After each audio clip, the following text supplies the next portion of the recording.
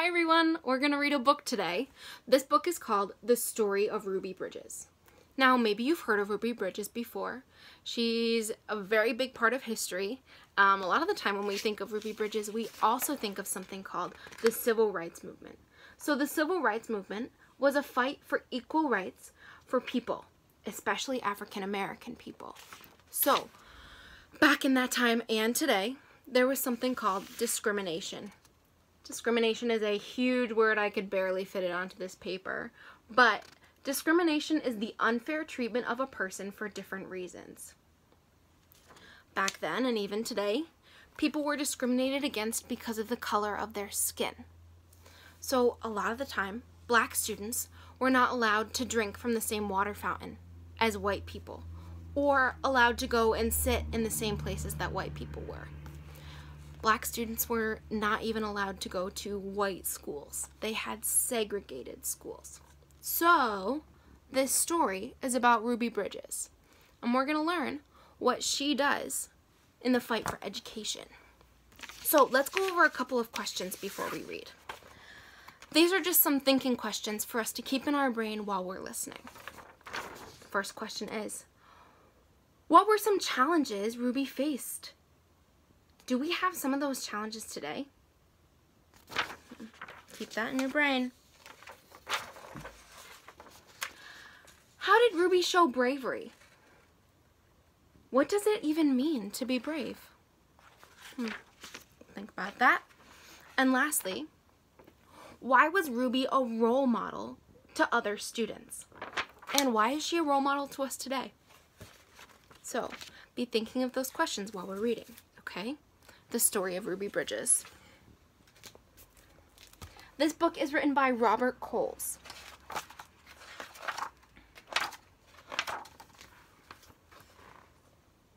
Ruby Bridges was born in a small cabin near Tylertown, Mississippi. We were very poor. Very, very poor, Ruby said. My daddy worked picking crops. We just barely got by. There were times when we didn't have much to eat. The people who owned the land were bringing in machines to pick the crops, so my daddy lost his job, and that's when we had to move. I remember us leaving. I was 4, I think. In 1957, the family moved to New Orleans. Ruby's father became a janitor. Her mother took care of children during the day. After they were tucked in bed, Ruby's mother went to work scrubbing floors in a bank. Every Sunday, the family went to church. We wanted our children to be near God's Spirit, Ruby's mother said. We wanted them to start feeling close to Him from the very start. At that time, black children and white children went to separate schools in New Orleans. The black children were not able to receive the same education as white children. It wasn't fair, and it was against the nation's laws.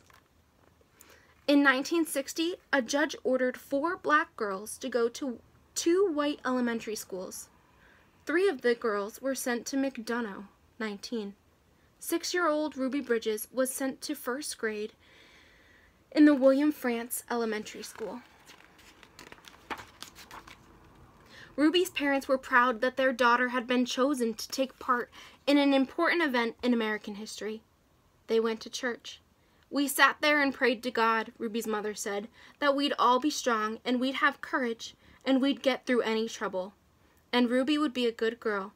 She'd hold her head up high and be a credit to her own people and a credit to all the American people. We prayed long and we prayed hard. On Ruby's first day, a large crowd of angry white people gathered outside the Frantz Elementary School. The people carried signs that said they didn't want black children in a white school.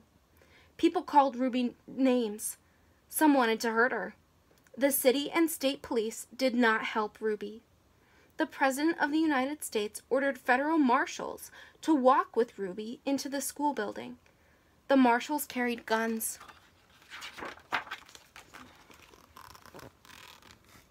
Every day for weeks, that turned into months, Ruby experienced that kind of school day.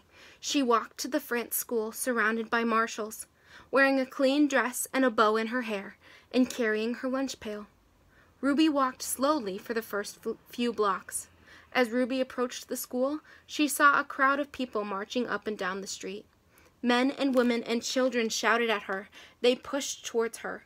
The marshals kept them from Ruby by threatening to arrest them.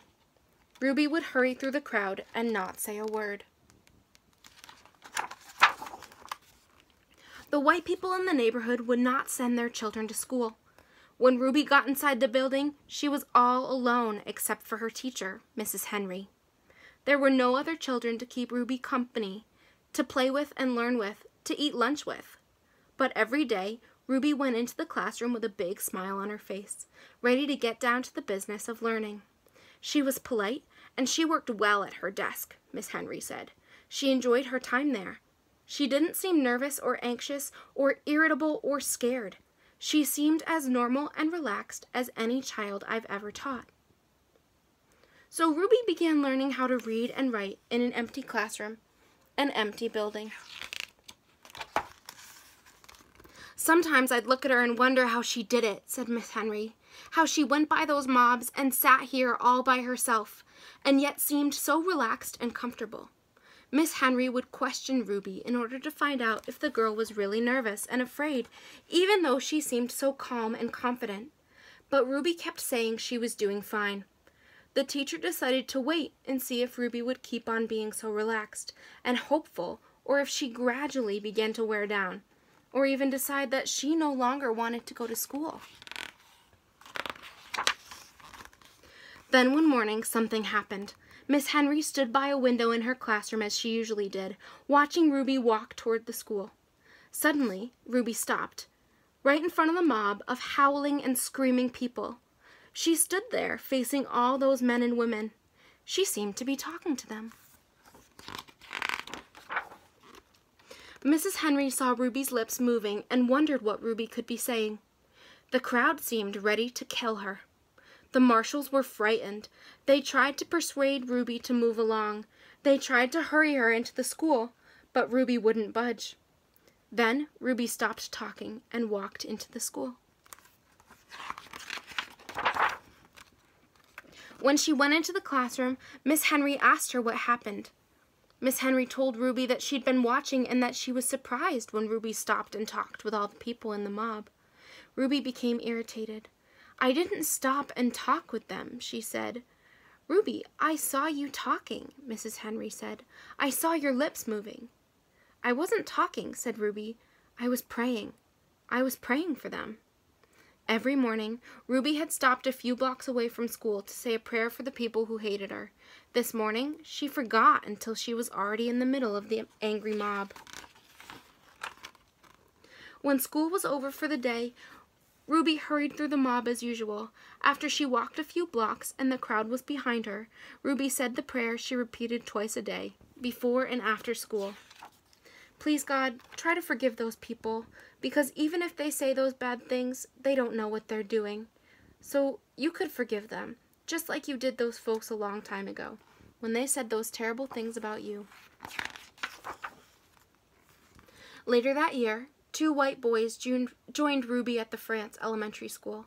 Their parents were tired of seeing the boys get into mischief around the house, when they could have been in school learning. The mob became very angry when the first white boys went back to school. But those boys were soon joined by other children. "We've been sitting back and letting our children get cheated out of an education because some people have tried to take the law into their own hands," one parent said.